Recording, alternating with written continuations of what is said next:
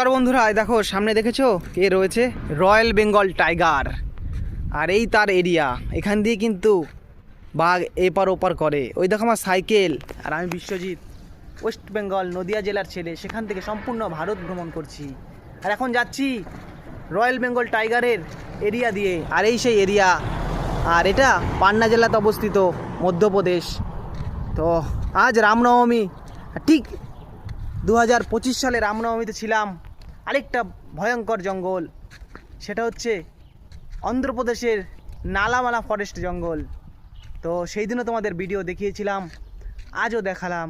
তা বন্ধুরা, তোমরা আমার এই যাত্রাপথে আমার সঙ্গ দিয়ে আমার মনোবল বাড়িয়ে তোলো না।